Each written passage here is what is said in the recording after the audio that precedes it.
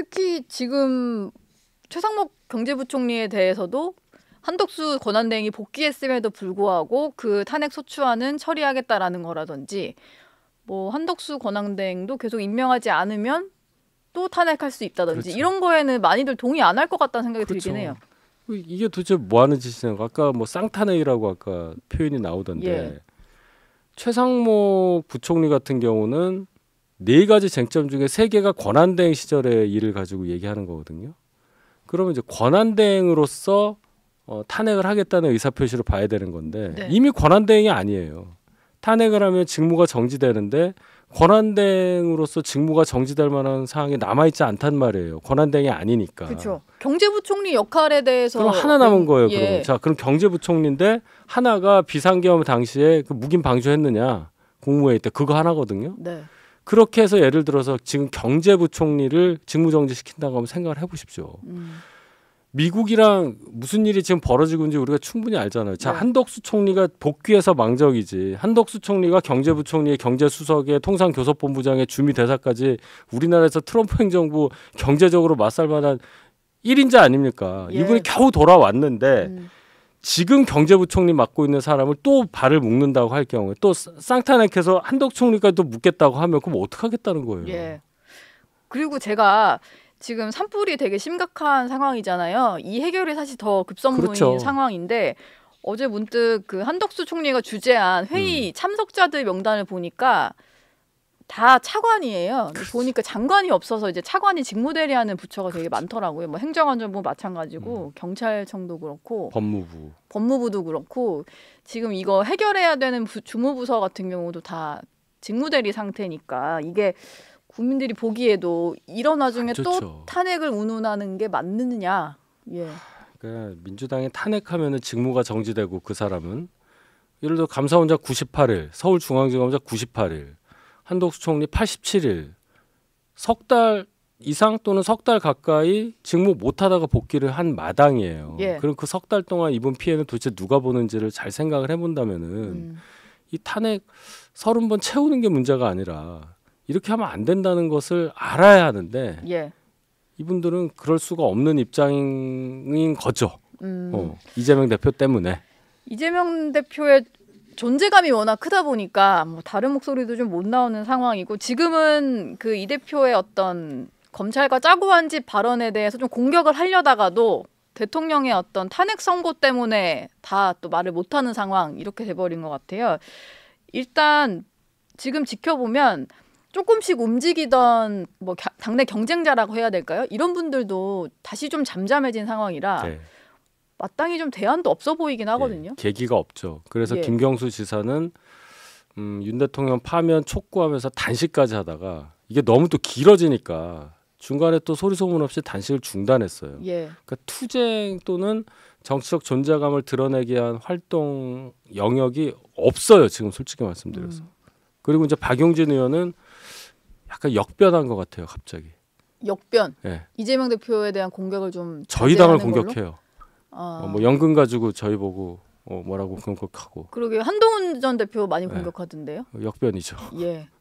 이재명 대표를 향해서 좀 얘기를 쓴소리를 해왔었는데 뭐 그러다 보면은 대안이 없어서 그냥 이재명 대표로 가는 상황이 좀 되지 않을까. 뭐 그러니까 이런 그쪽도 저희보다 훨씬 더 이재명 대표 2심 결과를 주목할 거예요. 만약에 오늘 이재명 대표에 대해서 2심에서도 징역형이 유지된다 예. 했을 때 이분들이 어떻게 나올까가 정말 궁금합니다. 저는.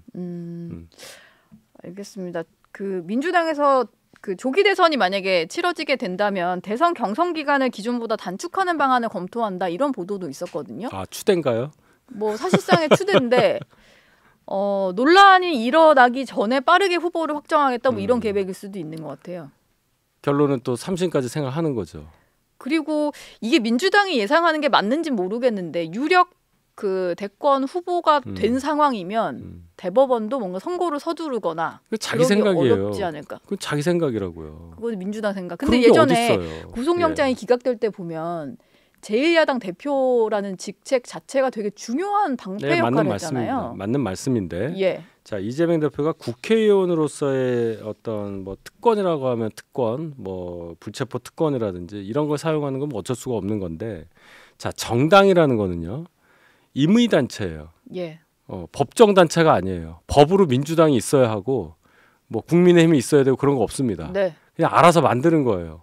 자발적 조직이라는 뜻이에요. 예. 그 조직의 수장이라고 해서 대법원 확정 판결을 앞두고 그 자발적 조직에서 대통령 후보로 선출됐다고 해서 선출인지 추대인지 모르지만 그것 때문에 새로운 신분을 창설하는 게 되면 뭐 30년 안 받게 한다든지 30년 연기한다든지 요즘 시대 안 맞죠?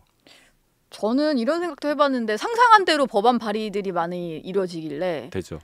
특정 정당의 대선 후보가 되면은 뭐가 정지되는 법안이 나온다거나 뭐 그런 게 또 나오지 않을까라는 생각을 좀 해봤어요. 예. 근데 불가능한 건 없어 보이더라고요. 민주당 근데 입장에서. 이제 다 그렇게 또 될 것 같은데 예. 그 전에 국민적인 통제가 분명히 있을 겁니다. 그렇게 마음대로 되지 않아요. 예, 알겠습니다. 한동훈 전 대표 얘기를 좀 넘어가 볼 텐데요. 이게 법무부 장관 시절에 뭐 이재명 대표 관련해서 국회에서 여러 가지 좀 체포 동의안 관련된 얘기도 하셨고 어제는 2심 선고를 앞두고 정의는 실현돼야 한다 이런 얘기를 하셨더라고요. 그러면서 이재명 대표가 중국을 향해서 중국의 서해 공정에 한마디도 못한다 뭐 이런 얘기를 꺼내셨던데 그렇죠. 이게 지금 서해 수호의 날 뭐 이런 그 날짜에 맞춰서 이제 그런 메시지를 좀 내신 건가요? 그런 건 아닌가요? 그런 거라기보다는 거기에 맞춰서 중국이 뭐를 거기다가 만든 거죠. 그게 예. 보도가 된 거죠. 네.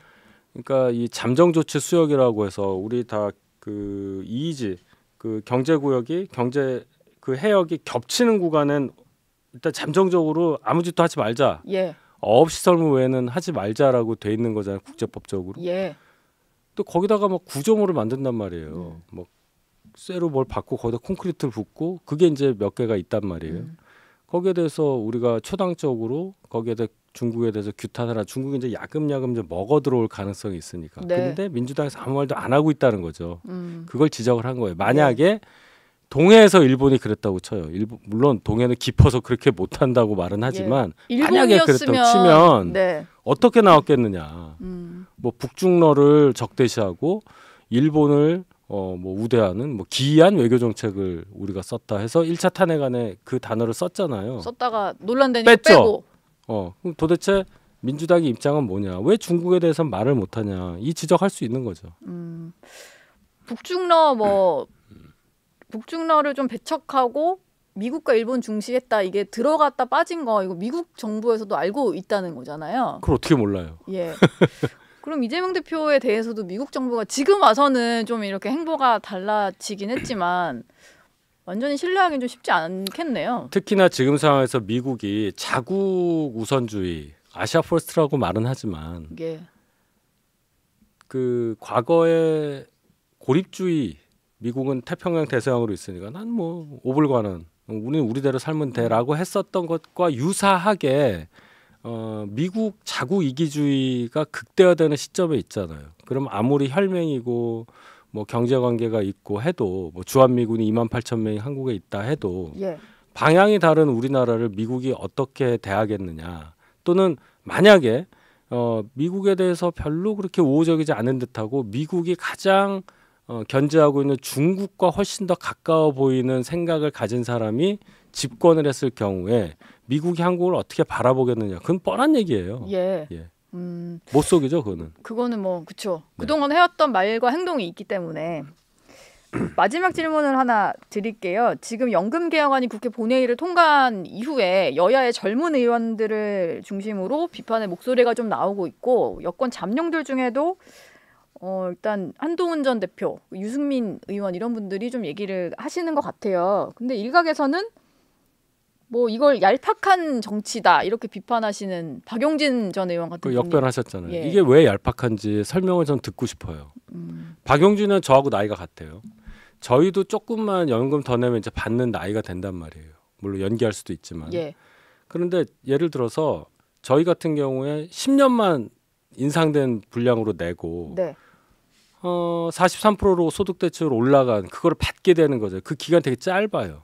근데 젊은 분들은 뭐 20년, 30년 낸 다음에 그걸 받게 되잖아요. 예. 그게 어떻게 공정하냔 말이에요. 당장 받는 거를 올려주고 낼 돈도 당장 올리는데 저희는 금방 졸업을 하게 되는 거고 네. 여기는 졸업하려면 30년 남았고 네. 이게 어떻게 얄팍한 계산입니까? 확실한 계산이지. 뭐 그거 같은데 그냥 초반에 좀 움직임이 있었는데 왜 그때는 가만히 있다가 처리가 되니까 메시지를 내느냐 뭐 이런 거 같은데. 글쎄요. 그 의사결정 과정에 박용진 의원도 없었잖아요. 예. 예, 원외니까. 네. 예, 그러니까 그렇게 얘기할 수는 없는 거예요. 어떤 일이 일어나는지를 밝히는 것도 물론 중요해요. 네. 근데 왜 이제 와서 하냐? 그 논의하시는 분이 과연 연배가 어떻게 되고 청년들을 고려할 만한 상황을 정확히 아시는 분들이 들어가서 이걸 정했냐? 자동 조정 장치라든지 또 천천히 올리는 세대별로 젊은 분들은 좀 인상을 천천히 하거나 그런 장치들이 있었어요. 예. 그걸 왜 뺐냐는 얘기예요. 거기에 대해서 해명을 못 하잖아요. 그냥 그래서 18년 만에 예. 이거를 바꿨으니까 18년 만에 그래도 잘한 일 아니냐 하고 박수치고 넘어갈 일이 아니란 말입니다. 예. 이제 특이 만들어지니까 그 안에서 좀 제대로 된 완성형 개혁을 하려면 그래서 지적을 하신다. 문제 제기를 해야죠. 예. 예.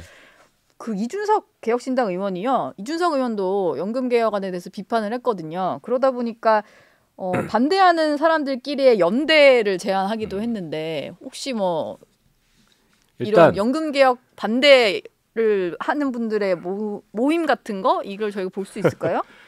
뭐 상상은 할 수 있는데 예. 일단 저희 입장에서는 저희 당 안에서의 의견을 모아가는 것이 우선이라고 생각합니다. 예. 이준석 의원은 저희 당이 아니기 때문에 네. 조금 먼 얘기다. 그러니까 순서가 좀 뒤다. 순서가 뒤다. 예, 이렇게 말씀드릴 수 있겠습니다. 예.